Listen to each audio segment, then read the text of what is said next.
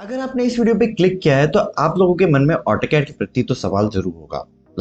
क्या मुझे ऑटोकैड सीखना चाहिए? सर ऑटोकैड करने के बाद जॉब मिलेगी? कितनी सैलरी होगी? सर ऑटोकैड सॉफ्टवेयर कहाँ से डाउनलोड करें? सर ऑटोकैड के अंदर प्लानिंग कैसे करते हैं? सर ऑटोकैड के अंदर हम डिटेल लेवल कर सकते हैं क्या? बिल्कुल मतलब एडवांस लेवल का या फिर बेसिक का ही? सर क्या मैं डायरेक्ट एडवांस सॉफ्टवेयर सीखूं क्या? सर ऑटोकैड के अंदर गिवन प्लॉट एरिया के अकॉर्डिंग प्लान कैसे बनाते? ये सारे ही सवाल आपके मन में आ रहे होंगे, चाहे आपने ऑटोकैड किया है, चाहे आप ऑटोकैड सीखने वाले हैं या सीखने की सोच रहे हैं या फिर ऑटोकैड कर चुके हैं। ये हर किसी के मन में ऐसे सवाल जरूर आते हैं। ओके, तो आप अकेले नहीं हैं, अब ऐसे बहुत से लोग हैं जो इस वीडियो को देख रहे हैं। तो आज का जो ये वीडियो है ये काफी ज्यादा डिफरेंट होने वाला है। So hello guys, welcome back to PTS CAD expert. मैं हूं आपका दोस्त रजत फासिल। सो गाइस, आज की जो ये वीडियो है ये काफी ज्यादा डिफरेंट होने वाली है हमारी यूजुअल वीडियोस से। जनरली हम ट्यूटोरियल वीडियोस बनाते हैं, सॉल्यूशन वीडियोस प्रोवाइड करवाते हैं आपको, है ना, हम सॉल्यूशन प्रोवाइड करवाते हैं। लेकिन आज का जो ये वीडियो है वो जो एक जनरल कॉन्वर्सेशन के ऊपर है, या फिर मैं ये कहूँ कुछ ऐसे जनरल सवाल है जो आपके मन में है। तो basically this is the first Q&A video on AutoCAD. तो बेसिकली आज जो है वो जनरल क्वेश्चंस होंगे और उसी के बेसिस पे आज मैं आंसर देने वाला हूँ, जो कि आप जनरली कहीं ना कहीं हमसे पूछते ही रहते हैं। चाहे आप इंक्वायरी लेते वक्त पूछते हो, चाहे आप हमारे वीडियो के कमेंट सेक्शन में पूछते हो, या वैसे ही कभी चाहे ऑनलाइन क्लास ले रहे हो, तब ये सवाल हर किसी के मन में आते हैं। और आज इन सारे ही सवालों के मैं जवाब देने वाला हूँ। ओके, और अगर आप यही सोच रहे हैं कि सर क्या मुझे ऑटोकैड कर लेना चाहिए, आपने अगर डिसाइड कर लिया है ऑटोकैड सीखने का, तो आप मेरा ऑटोकैड फॉर बिगिनर्स करके एक कोर्स जरूर चेकआउट कर सकते हैं, जो कि पीटीएस कैड एक्सपर्ट पे ऐप के ऊपर अवेलेबल है। जाइए और जरूर चेकआउट कीजिए और अपनी स्किल्स को एनहांस कीजिए, ठीक है। और इसके अलावा अगर आप एडवांस ट्रेनिंग लेना चाहते हैं, आप और सॉफ्टवेयर सीखना चाहते हैं, तो आप हमारे पीटीएस कैड एक्सपर्ट पे जितने भी कोर्सेज आप उनको चेकआउट कर सकते हैं, ठीक है। So without wasting any time, let's roll the intro and get started.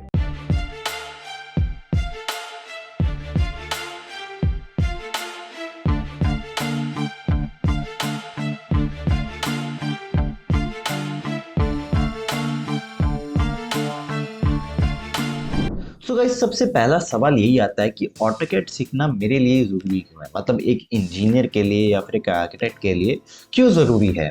चाहे आप मैकेनिकल से हो, चाहे आप सिविल से हो, मैं ऑटोकैड से क्यों सीखूं? इससे मेरा फायदा क्या हो रहा है? ओके, तो इस चीज़ का कोई मैं एक सिंगल लाइन आंसर नहीं देने वाला, ऑब्वियस ही बात है। इसके अंदर बहुत सारे एस्पेक्ट्स हैं जो कि हम एक एक करके डिस्कस करेंगे। तो सबसे पहला जो इसमें रीज़न आता है वो आता है डिमांड ऑफ द इंडस्ट्री। हमारी जो इंडस्ट्री है, ईईसी इंडस्ट्री, वो दिन प्रतिदिन ग्रो करती जा रही है। फिर अगर आप मैकेनिकल से हैं तो जो आपकी मैन्युफैक्चरिंग इंडस्ट्री है उसमें तो बूम आ गया है। तो ऑब्वियस ही बात है, जब हम बात कर रहे हैं प्लानिंग बनाने की, प्लान्स बनाने की, सेक्शंस क्रिएट करने की, ड्राइंग्स बनाने की, तो आपके पास कोई ना कोई ऐसा साधन होना चाहिए जिसकी वजह से हम ये क्रिएट कर सकें।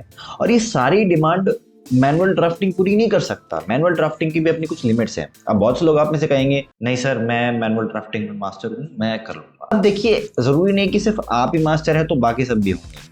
बाकी सब नहीं होते इतने, मतलब आर्टिस्ट नहीं होते, या मतलब कहने का मतलब ये है कि सबके पास उस लेवल की स्किल नहीं होती कि वो मैनुअल ड्राफ्टिंग कर सके। बहुत सारे एरर्स आते हैं, बहुत सारे ह्यूमन एरर्स देखने को मिलते हैं। आप कितनी गलतियां कर लोगे? और इंडस्ट्री में गलतियां नहीं चलती। इंडस्ट्री को रिजल्ट चाहिए, उन्हें को रिजल्ट से मतलब है। तो डेफिनेटली दे नीड एंड मतलब एक ऐसा उनको सॉल्यूशन चाहिए, एक ऐसा टूल चाहिए जिसके ऊपर ये परफॉर्म कर सके। तो ऑटोकैड एक बेहतर ऑप्शन आता है यहाँ पे निकल के, जिसकी वजह से इसकी डिमांड बढ़ी है। और डिमांड की वजह से ऑब्वियस ही बात है, अगर किसी चीज़ की डिमांड बढ़ रही है तो सप्लाई डेफिनेटली बढ़नी है। तो जॉब अवेलेबिलिटी भी इसके साथ साथ बढ़ती है। तो जो हमारा दूसरा पॉइंट है इसी में कि क्यों हमें सीखना चाहिए, तो वो है इसकी जॉब अवेलेबिलिटी। अब ऑब्वियस ही बात है, जब किसी चीज़ की डिमांड बढ़ती है तो लोग उसको सीखने की कोशिश करते हैं। तो डेफिनेटली लोगों ने सीखा भी है, इसके बेसिस पे आज लोग जॉब भी कर रहे हैं। और आप में से जो लोग वीडियो देख रहे हैं अभी करंटली, वो उन्हें इस बात का पता है कि ऑटोकैड के बगैर हमारा काम हो ही नहीं सकता। AutoCAD is the best option, क्योंकि ऑटोकैड के अंदर हम ड्राइंग बहुत आसानी से बना सकते हैं, बगैर किसी प्रॉब्लम के, बगैर किसी एरर्स के, ठीक है। सॉफ्टवेयर एरर्स की बात नहीं कर रहा मैं, बगैर ह्यूमन एरर्स की बात कर रहा हूँ, जो कि हम जनरली मैनुअल ड्राफ्टिंग के अंदर करते हैं। अब यही चीज़ है, यही कारण है कि बहुत से लोग थोड़े से कंफ्यूज रहते हैं कि सर ऑटोकैड तो कर लेंगे लेकिन क्या जॉब हमें मिलेगी क्या? डेफिनेटली मिलेगी। अगर आप सॉफ्टवेयर को बहुत अच्छे से करके जाते हैं तो देखिए अपॉर्चुनिटीज़ बहुत सारी हैं।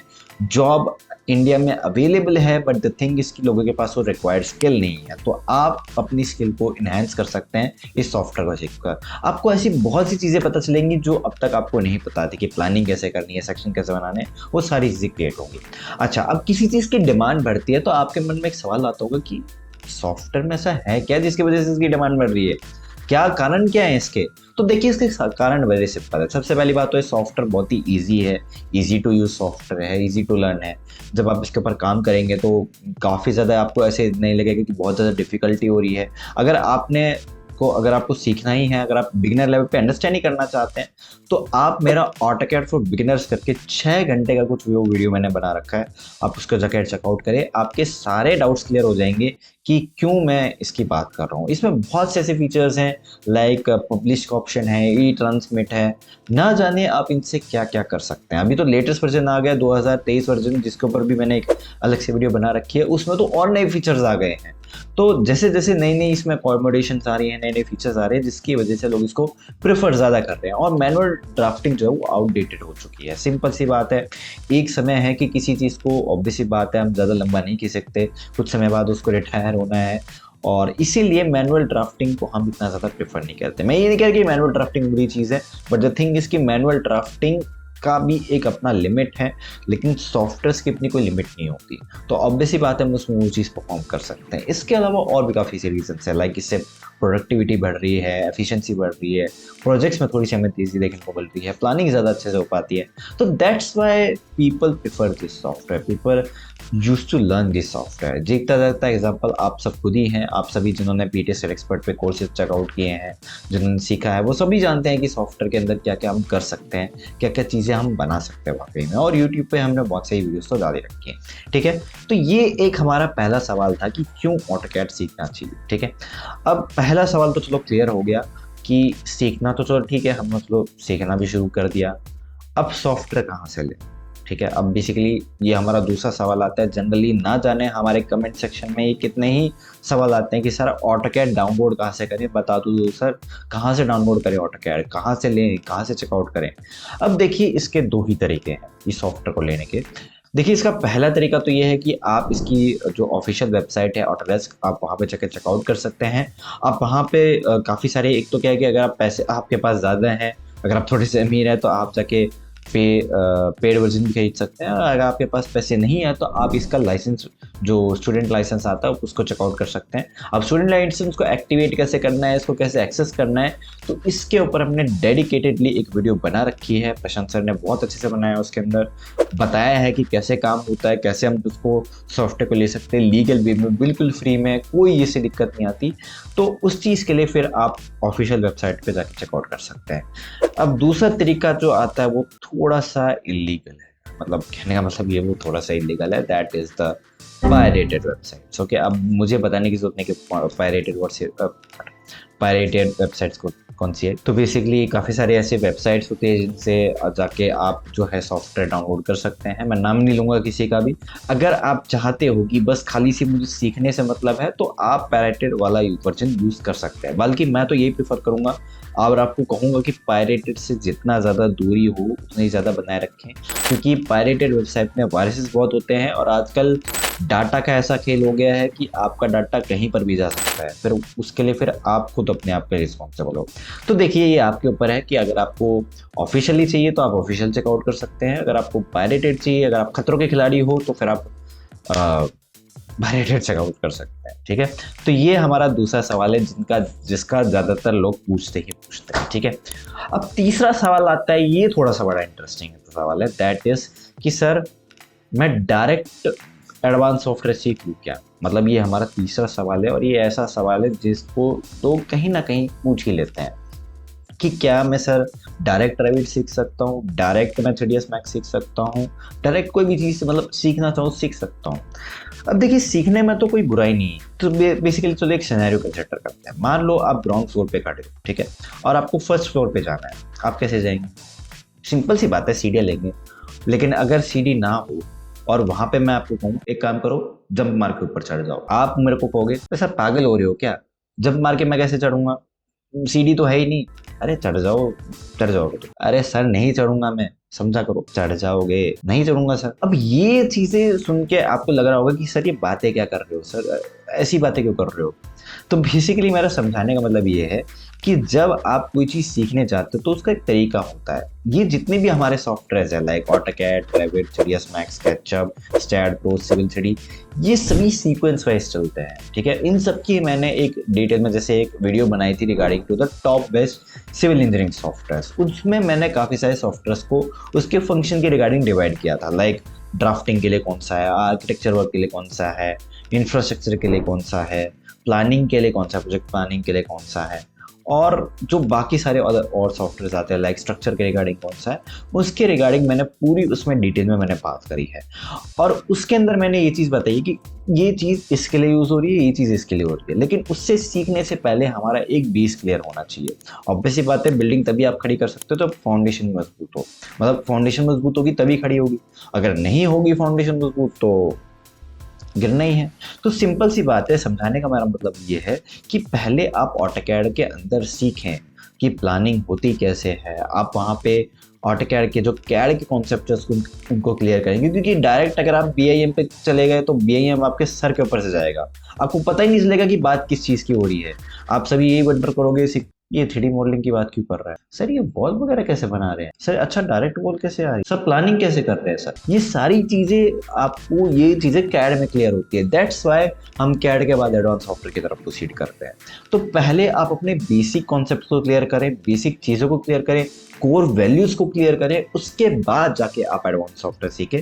उसके बाद कोई दिक्कत नहीं है, ठीक है। सीखने को तो आप सीख सकते हो, बट फिर आपको ही दिक्कत आएगी, फिर आप ही कंफ्यूज होते हुए रहोगे। इससे अच्छा ये है कि पहले आप अपने बेसिक कॉन्सेप्ट क्लियर करें, ठीक है। अब आते हैं अगले सवाल की तरफ, जो कि जनरली हमसे कभी ना कभी पूछा ही जाता है कि सर एज ए बिगिनर, मतलब जब हम ऑटोकैड के अंदर प्रोजेक्ट बनाना शुरू करते हैं तो क्या क्या स्टेप्स हमें करने पड़ते हैं, ऑटोकैड में ड्राइंग कैसे बनानी पड़ती है, क्योंकि बहुत से लोगों को पता ही नहीं है तरीका कि बनाना कैसे होता है। तो इसके ऊपर मैंने एक डेडिकेटेड वीडियो बनाई हुई है कि ऑटोकैड के अंदर प्रोजेक्ट को स्टार्ट कैसे करते हैं, काम कैसे करते हैं, ठीक है। तो बेसिकली करना क्या है, अगर आपने वो वीडियो चेकआउट नहीं किया तो चेकआउट कर लेना, बाकी मैं आपको इसमें हल्का सा ओवरव्यू दे देता हूँ। सबसे पहले कि जब भी हम ऑटोकैड स्टार्ट करते हैं तो हम सबसे पहले टेम्पलेट चूज करते हैं। टेम्पलेट चूज करने के बाद हम वहाँ पे यूनिट सेट करते हैं अपने रिक्वायरमेंट के अकॉर्डिंग। फिर ड्राफ्ट सेटिंग में चीज़ें चेक करते हैं कि सेटिंग्स हैं सही हैं या नहीं बेसिकली। उसके बाद फिर हम वहाँ पे लेयर्स क्रिएट करते हैं अपने रिक्वायरमेंट के अकॉर्डिंग कि मुझे वॉल के लिए अलग से लेयर बनानी है, डोर के लिए अलग से लेयर बनानी है, मतलब अलग अलग सिस्टम्स के लिए अलग लेयर बनानी है। उसके बाद फिर हम यहाँ पे डायमेंशन स्टाइल मैनेजर के अंदर डायमेंशन को सेट करते हैं अपने हिसाब से, लाइक उसका फॉन्ट, उसका स्टाइल, उसका यूनिट वगैरह, वो सब हम डिसाइड करने के बाद फिर हम प्रोजेक्ट बनाना शुरू करते हैं, ठीक है। ये तो चलो हमने बताया कि प्रोजेक्ट को स्टार्ट कैसे करना है। तो बेसिकली कहने का मतलब ये कि मैंने आपके हाथ में चाबी पकड़ाई है और गाड़ी आपको स्टार्ट करनी है, ये तरीका तो मैंने बता दिया, ठीक है। लेकिन अब जनरली लोगों का सवाल ये आता है कि सर अब चाबी तो मिल गई, लेकिन उस गाड़ी को चलाया कैसे। मतलब बेसिकली कहने का मतलब ये है कि सर हमारे पास, मतलब हमें पता चल गया कि प्रोजेक्ट स्टार्ट कैसे करना है, ऑटोकैड में काम कैसे करना है, लेकिन प्लान बनाना कैसे है, और वो भी क्लाइंट के रिक्वायरमेंट के अकॉर्डिंग। जो क्लाइंट ने हमें प्लान भेजा है उसके हेल्प से कैसे बनाए। तो देखिए, ये इसका कोई एक सीधा साधा सा जवाब नहीं है। हो सकता है कुछ लोगों को ये सिंपल लगे, कुछ लोगों को ये कॉम्प्लेक्स लगे, बट मेरा जितना इस फील्ड में अनुभव रहा है, अगर मैं अपना जितना एक्सपीरियंस शेयर करूं तो बहुत बार ऐसा हुआ है, हमारे पास भी लोग आते हैं प्लान बनवाने के लिए। अब देखिए, क्लाइंट हर तरीके के होते हैं आपके पास। कुछ लोग बस अपना एक सिंपल प्लान बनवाने आते हैं कि वो कहते हैं कि जी हमें ये नक्शा बना के दे दीजिए। मैं कहता हूँ कि हाँ ठीक है, बना के दे दे, तो मैं उनको जो रिक्वायर्ड होता है वो मैं उनके उसी के हिसाब से बना के दे देता हूँ। कई बार क्लाइंट अपने तरफ से रिक्वायरमेंट रखता है, कई बार क्लाइंट कहता है कि जी आप देख लीजिए, आप समझदार हैं, आपको पता है, आप कर लो। दूसरी चीज़ तो ये है कि आपके पास क्लाइंट इस वजह से आ रहे हैं कि उन्हें हर तरीके की ड्राइंग चाहिए, लाइक उनको वर्किंग ड्राइंग भी चाहिए, उनको स्ट्रक्चरल ड्राइंग भी चाहिए, उनको इलेक्ट्रिकल की भी चाहिए, उनको हर तरीके की ड्राइंग चाहिए, तो फिर वो आपके पास आ रहे हैं। तो बेसिकली इस केस में क्या है कि फिर आपको ऑटोकैड की पूरी नॉलेज लेनी पड़ेगी, ठीक है। तो बेसिकली प्लानिंग के लिए आपके पास पहले बेसिक कॉन्सेप्ट क्लियर होने चाहिए। वही बात है कि पहले आप अपने बेसिक कॉन्सेप्ट क्लियर करें। अब बेसिक कॉन्सेप्ट कैसे क्लियर होंगे? बेसिकली प्लान बना बना के, प्रैक्टिस कर करके। बहुत बार ऐसे कमेंट्स आते हैं कि सर प्लान देख के क्यों बना रहे हो आप, सर डायरेक्ट ही बनाओ। अरे भाई पहले बेसिक कॉन्सेप्ट तो क्लियर करो, वहाँ पे समझो पहले प्लान को बनाना कैसे है, कैसे वॉल लेनी है, कैसे डोर लेना है, डोर का साइज लेना है, कैसे क्या करना है, वो सब कुछ पहले आपको क्लियर करना पड़ेगा। उसके बाद ही तो जाके आप प्लान बनाना शुरू करेंगे। और प्लान बनाते वक्त भी बहुत सी ऐसी चीज़ें होती है जिनका ध्यान रखना पड़ता है। क्लाइंट के रिक्वायरमेंट को समझना पड़ता है, वहाँ की जगह के एरिया को समझना पड़ता है। कई बार ऐसा भी होता है कि आपको साइट विजिट भी करनी पड़ती है। तो ज़रूरी नहीं है कि आपके पास जो आया है वो फाइनल रिजल्ट होगा, नहीं, आपको बाकायदा देखना पड़ेगा। बहुत सी चीज़ें होती हैं। तो एग्जाम्पल लेके तो मैं आपको ज़रूर बता सकता हूँ, बट ऑब्वियसली बात है टाइम लिमिट कम है, और फिर वो अगर मैं बताने लगा तो वीडियो और लंबी खिंच जाएगी बेसिकली, अगर मैं सिखाने लगा तो इसके रिगार्डिंग अगर आप एक कोई वीडियो चाहते हो कि ऐसा हम कुछ बनाए, तो कमेंट सेक्शन में लिख कर ज़रूर बता देना कि ऐसा कोई वीडियो चाहिए, तो हम ज़रूर लेकर आएंगे। ठीक है, तो ये जो सवाल है ये है आपका बेसिकली कि क्लाइंट के अकॉर्डिंग प्लान कैसे बनाएं, ये जनरली सवाल आता है। अब बढ़ते हैं नेक्स्ट सवाल की तरफ। अब एक सवाल और आता है हमारे पास कि सर ऑटोकैड के अंदर हम किस लेवल की डिटेलिंग कर सकते हैं। बेसिकली डिटेलिंग मीन्स कि लाइक उसमें जो टेक्स्ट है, डायमेंशंस हैं, वो किस लेवल तक हम कर सकते हैं। अब देखिए, अगर आप लोगों ने हमारी वीडियोस देखी हैं, रेगुलरली फॉलो की हैं, तो आपको ये बात पता होगा। अब जिन्होंने इस चैनल को पहली बार चेकआउट किया, आप जाके चैनल पे जितनी भी वीडियोस हैं ऑटोकैड के ऊपर उनको चेकआउट कर सकते हैं। वहाँ पे हमने पूरा दिखाया हुआ है बाकायदा कि हम ऑटोकैड में काम करते कैसे एक्चुअली में। तो किस लेवल की डिटेलिंग होती है ये मैं आपको एक एग्जांपल से समझा देता हूँ। अब जैसा आप देख सकते हैं, यहाँ पे मैं अपनी स्क्रीन के ऊपर आ गया हूँ और यहाँ पे आप देख सकते हैं कि कितने सारे प्लान्स बने हुए हैं। ठीक है, और अगर आप ये सोच रहे हैं कि ऑटोकैड में किस लेवल की डिटेलिंग हो सकती है, तो ये जवाब है आपके पास। यहाँ पे आप देख सकते हो आपके पास बहुत से तरीके के ऑप्शन दिए हुए हैं, लाइक ये working first floor working drawing है। ठीक है, ये आप देख सकते हो। इसके अलावा यहाँ पे हमारे पास सेकंड फ्लोर की वर्किंग ड्राइंग है। इसके अलावा यहाँ पे आपके पास बीम कॉलम की डिटेल्स हैं। यहाँ पे आपको डोर विंडो की डिटेल्स मिल रही हैं। ठीक है, बीम्स की डिटेल है यहाँ पे। ये आरसीसी की रिफरेंसमेंट स्लैब डिटेल है। ठीक है, इसके अलावा यहाँ पे आपको इलेक्ट्रिकल ड्राइंग मिलती है। ठीक है, इसके अलावा काफ़ी सारे like first floor wall electrical आपको मिलता है, प्लम्बिंग ड्राइंग है आपके पास, और यहाँ पे आपको ऊपर एलिवेशंस भी दिख रहे हैं साथ साथ में, और जो इसका मेन साइट प्लान है वो भी यहाँ पे गिवन है, और बाकी जो बेसिक डिटेल्स हैं वो यहाँ पे आपको दिख रही हैं। ठीक है, तो बेसिकली कहने का मतलब ये है कि अगर आप ये सोच रहे हैं कि ऑटोकैड में किस लेवल की डिटेल हो सकती है, तो ये इसका जीता जागता एग्जांपल है। आप देख सकते हैं कि किस लेवल की डिटेलिंग यहाँ पे कर रखी है, यहाँ पे आप बहुत अच्छे से देख सकते हो। इसके अलावा यहाँ पे अगर आप और डिटेल में जानना चाहो तो बहुत कुछ ऐसे, ना जाने हमने कितने ही सारे प्लान्स अपने उस पे ऊपर फीचर कर रखे हैं कोर्स में, कि जहाँ पे आप देख सकते हैं बहुत डिटेल और कितने डेप्थ लेवल पे वहाँ पे एक्सप्लेन किया गया है। ओके, सो गाइस, अब अगला सवाल आता है ऑटोकैड को लेकर, दैट इज कि ऑटोकैड करने के बाद मेरी एक्सपेक्टेड सैलरी कितनी होगी। ये बहुत बार ऐसे क्वेश्चंस आते हैं कि सर ये बताइए कि ऑटोकैड करने के बाद हम कितना पैसा कमा सकते हैं, मतलब कितना हमारी अर्निंग होगी। अब देखिए, ये इसका जो अगर मैं जवाब दूं तो एज अ फ्रेशर मैं एक तो कंसिडर करूंगा, और एक तो मैं एज एन एक्सपीरियंस कंसिडर करूंगा। अब देखिए, जब आप ऑटोकैड कर लेंगे तो ऑटोकैड करने के बाद आपका एज एन फ्रेशर अगर हम देखें तो मैं टीयर 2 और टीयर 3 सिटीज़ की अगर हम बात करें, या फिर जो छोटे शहर उनकी बात करें, तो वहाँ पे आपको जो एक्सपेक्टेड सैलरी मिलेगी वो मिलेगी 7,000 से लेके 10,000 या 12,000 तक। ये आपकी पूरी एक सैलरी की रेंज होगी जिसके अंदर ही आपको सैलरी मिलेगी एज अ फ्रेशर के रूप में।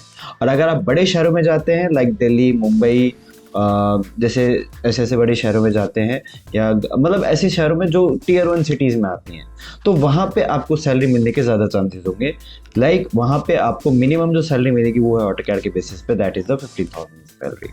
ओके, अब ये सैलरी सुन के लोगों को लग रहा होगा कि सर इतनी सैलरी तो हम लोग उसमें भी कर रहे थे, मतलब साइट इंजीनियर के भी कर रहे थे, बाकी उसमें भी कर रहे थे, तो उसमें फ़र्क क्या रह गया। मैं बता दूं, ये सिर्फ फ्रेशर की स्टार्टिंग सैलरी है। ओके, अब एकदम से आपके हाथ में तो कोई लाख रुपए नहीं पकड़ा देगा, ये चीज़ तो भी आप मानते हैं। तो स्टार्टिंग में इतनी सैलरी आपको नहीं मिलने वाली है। हाँ, अगर आपने एडवांस सॉफ्टवेयर कर रखे हैं, लाइक रेविट कर रखा है, स्केचअप कर रखा है, आपने उसके साथ साथ मैक्स किया हुआ है, आपको प्लगइन्स भी आते हैं, तो उस केस में आपको स्टार्टिंग सैलरी 25,000 मिल सकती है उस केस में। लेकिन अगर आप सिर्फ ऑटोकैड करके जा रहे हैं तो आप ज़्यादा बड़ी सैलरी एक्सपेक्ट मत करना, क्योंकि वहाँ पे आपको सैलरी कम मिलेगी। हाँ, अगर आप एक्सपीरियंस हैं तो तब आपको 30,000 तक जाके मिल सकती है उस केस में, जब आपका इसमें अच्छा खासा एक्सपीरियंस हो। और अगर आपके एक्सपीरियंस ज़्यादा है, लाइक 5 से 6 साल का एक्सपीरियंस है, आपने बहुत अच्छे से ड्राइंग्स बनाई हैं, तब आपकी सैलरी 50,000 और 60,000 तक भी जा सकती है उस केस में। अगर हम सिर्फ फ्रेशर की बात करें तो उतनी ही आपकी एक्सपेक्टेड सैलरी है जितना मैंने आपको बताया। ओके, और अगर आप चाहते हैं सैलरी की बढ़ोतरी करना तो आपको एडवांस सॉफ्टवेयर से खुद को अपग्रेड करना ही पड़ेगा। ठीक है, तो ये थी सैलरी को लेकर।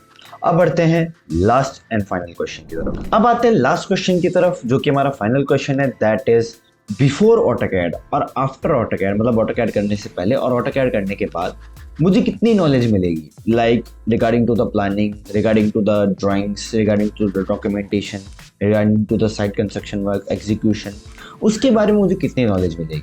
तो देखिए, मैं बता दूं आपको एक साफ साफ अगर मैं शब्दों में जवाब दूं कि बिफोर ऑटोकैड आपको जितना पता था, जितना आपको आइडिया है, लाइक प्लानिंग के बारे में थोड़ा बहुत पता होगा, ड्राइंग्स के बारे में थोड़ा बहुत पता होगा, ऑटोकैड करने के बाद आपको वो ऐसी चीज़ों के बारे में पता चलेगा जो अब तक नहीं पता था। लाइक बहुत से लोगों को सेक्शन ड्राइंग के बारे में नहीं पता, बहुत से लोगों को प्लानिंग के बारे में नहीं पता, बहुत से लोगों को लेआउट कैसे क्रिएट करते हैं वो नहीं पता, टाइटल ब्लॉक्स कैसे क्रिएट करना है वो नहीं पता। अब इतनी सारी चीज़ें जब नहीं पता होती तो आप बिल्कुल ब्लैंक माइंडेड होते हो। ठीक है, मैं उस केस में बात कर रहा हूँ, जैसे फॉर एग्जाम्पल अगर हम कॉलेज स्टूडेंट का ले लेते हैं। आप में से जो लोग अभी वीडियो देख रहे हैं उनमें से कुछ बच्चे कॉलेज में भी पढ़ रहे होंगे, राइट। अब जब आप कॉलेज स्टूडेंट होते हो तो कॉलेज स्टूडेंट में होता ये है कि आप बिल्कुल एकदम एक तरीके से ब्लैंक माइंडेड हो वहाँ पे। ठीक है, कुछ एक आध स्टूडेंट ही होते हैं जो मतलब इनिशिएट करते हैं। बाकी स्टूडेंट्स के साथ क्या होता है कि वो बस यही सोचते हैं कि हाँ चलो ठीक है, जॉब ही तो करनी है, तो प्लेसमेंट के थ्रू लग जाते हैं। होता क्या है कि जब वो साइट पे जाते हैं तो उनको बहुत कुछ ऐसी चीज़ें पता चलती है उनको वाकई में पता नहीं थी। लाइक साइट पे जाके एग्जीक्यूशन का काम प्लानिंग के थ्रू होता है, प्लान्स आते हैं वहाँ पे, उनको देख के बताना पड़ता है कि लेबर को कि हाँ ऐसे ऐसे करना है। और इतनी सारी नॉलेज आपको बिल्कुल भी उसके बारे में कुछ पता नहीं होता, आप बिल्कुल ब्लैंक माइंडेड होते हो। तो उस केस में नॉलेज लेना बहुत ज़रूरी होता है। अब नॉलेज चाहे आप सॉफ्टवेयर लेके करें या फिर आप इंटर्नशिप के थ्रू करें, नॉलेज आपको हर तरीके से लेनी पड़ेगी। तो आपके लिए ये रिकमेंडेड है कि आप पहले एक सॉफ्टवेयर सीख के जाएं, क्योंकि ऑटोकैड की डिमांड ना सिर्फ डिजाइनिंग में है बल्कि साइट पे भी कई बार जरूरत पड़ जाती है, मतलब एक आध केस में।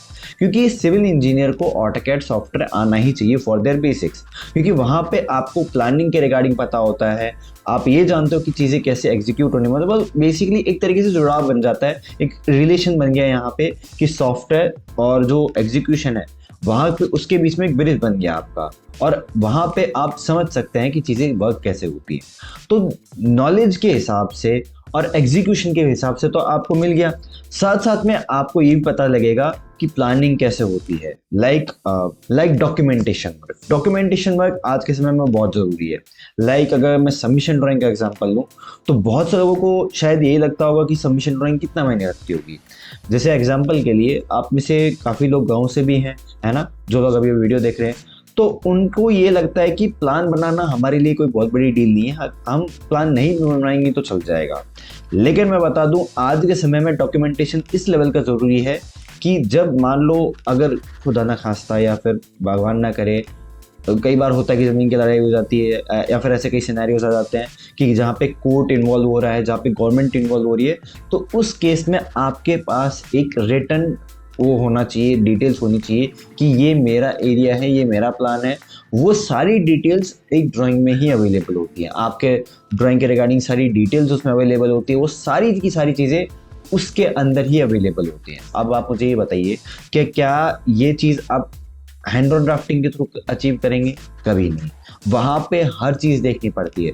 अगर आप में से कोई हाउसिंग एरिया में रहता है या फिर प्लान्ड रेजिडेंशियल एरिया में रहता है जहाँ पे पहले से ही हर चीज़ बना रखी है ना, मतलब ऐसे एरिया में नहीं जहाँ पे चीज़ें प्लान्ड ही नहीं है, जहाँ पे चीज़ें अच्छे से नहीं बन रखी, उनको ये चीज़ का पता होगा कि जब हम प्लान बनवाते हैं वाकई में तो हर चीज़ की ड्राइंग बनती है, लाइक सेक्शन ड्राइंग बनेगी, लाइक उसका एस्टिमेशन वगैरह, वो सारी डिटेल्स बन के आती हैं और फिर हमें उसको नगर पालिका में या फिर जो वो रेजिडेंशियल एरिया के जो भी हेड मिनिस्टर है या फिर जो भी ऑफिस है वहाँ जमा करवाना पड़ता है, और जब वो ड्राइंग पास होती है तब जाके उसका एग्जीक्यूशन करवाना पड़ता है बाकायदा। बाद में फिर एसडीएम साहब आते हैं या फिर जो बड़े ऑफिसर है वो आते हैं, चेकिंग करते हैं, उसके बाद जाके अप्रूवल मिलता है।